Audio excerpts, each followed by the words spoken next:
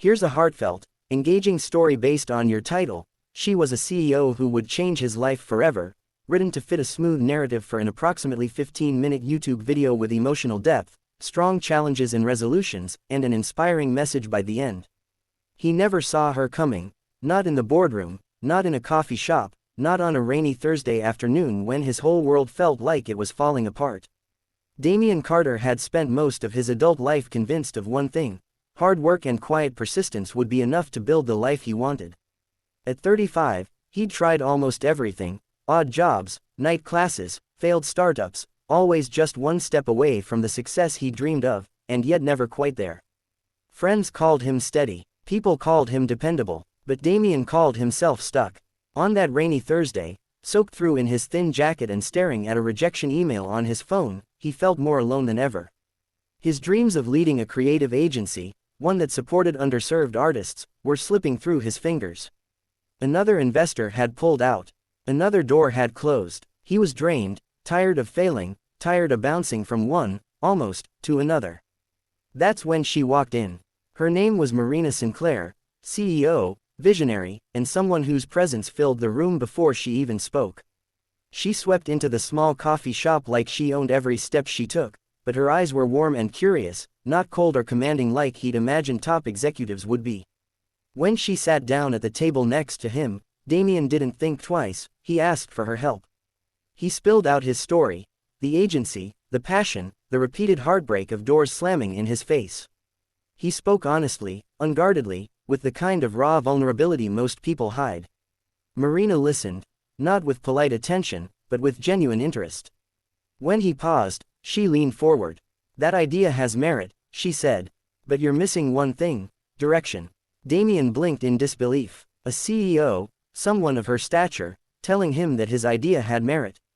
Over the next week, Marina became an unlikely mentor. She taught him how to pitch with clarity, how to turn setbacks into pivots, and, perhaps most importantly, how to believe in his own worth as much as he believed in his dreams. But it wasn't easy. Marina's world was high pressure. Her company, a powerhouse in resilience consulting, had become the target of ruthless competitors who wanted to see her fail. With every breakthrough she helped Damien achieve, she was fighting her own battles behind closed doors: lawsuits, boardroom politics, backstabbing colleagues, skepticism from shareholders who didn't think a woman like her could lead anything meaningful. Damien saw the toll it took. He saw late nights in her eyes, the way she masked her doubts behind poised speeches, the exhaustion hidden under her expensive suits. He began to realize that success isn't only born of confidence, it's born of courage in the face of fear. There were moments of tension, too. When Damien's old insecurities resurfaced, the ones that whispered he wasn't worthy of his dreams or of Marina's attention, he pushed her away. He misread her tough advice as criticism, her encouragement as expectations he couldn't fill. For the first time in his life, he felt what it was like to be on emotional ground that didn't come with guarantees. Marina didn't give up on him. Not because she had to, but because she saw something in him he had long forgotten about himself. The turning point came on a cold Monday morning when Damien's fledgling agency was invited to present in front of major investors. He was nervous, unpolished, unrefined, but ready. And as he stood at the podium, looking out at a sea of unfamiliar faces, he spotted Marina in the front row, smiling with quiet confidence. That day, Damien didn't just pitch his business idea, he pitched his heart. He spoke about community, about uplifting artists who told stories that mattered, about creating a company that wasn't just profitable, but purposeful. The room was silent, and then the applause came.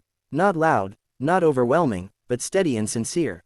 Offers followed, invitations followed, doors opened, and after the meeting, in the hallway where sunshine streamed through the glass windows, Damien turned to Marina and said, "I couldn't have done this without you."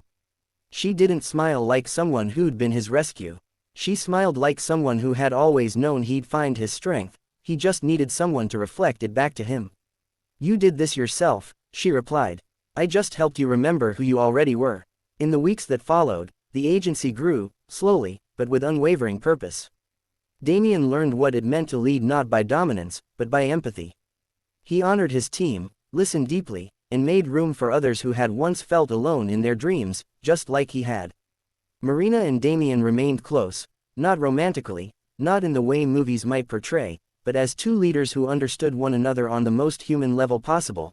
They were allies, champions of each other's best selves.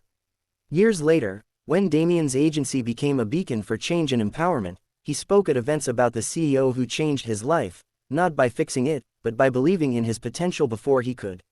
He reminded audiences that success isn't a title, it isn't wealth, and it isn't fame, it's having the courage to show up, the bravery to grow, and the humility to accept help when you need it most. And as Marina watched from the audience, proud and quiet, she knew this: life's greatest impact often comes from moments of connection that defy logic, status, and expectation. Sometimes, the person who changes your life forever is the one who helps you see your own future first. If you want, I can also help with a video script version with timestamps for narration, visuals, and scene direction.